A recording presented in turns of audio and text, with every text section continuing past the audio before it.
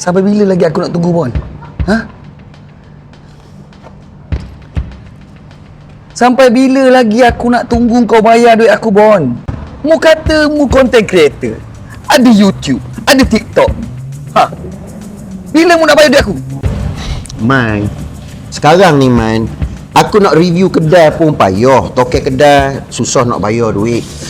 Lepas tu kau bayangkan sekarang ni organizer nak panggil aku event pun semua pun dah tak macam dulu. Semua pilih dulu.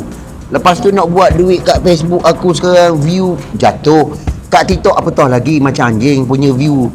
Allah Man, aku tahu Man, aku tak pernah tak bayar duit mu Man. Aku akan bayar punya, aku akan bayar. Itu alasanmu je lah, Bon. Aduh. Apa tak ada bayar, ha? Tak ada bayar. Tak bayar, ha? Bon! Bayar. Bon! Tak bayar. Bon!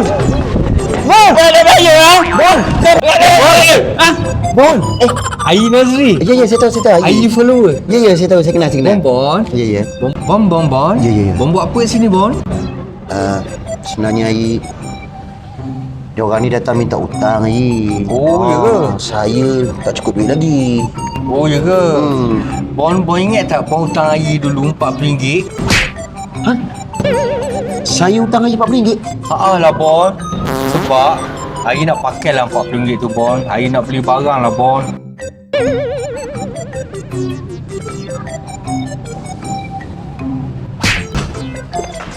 Ada Israel lah.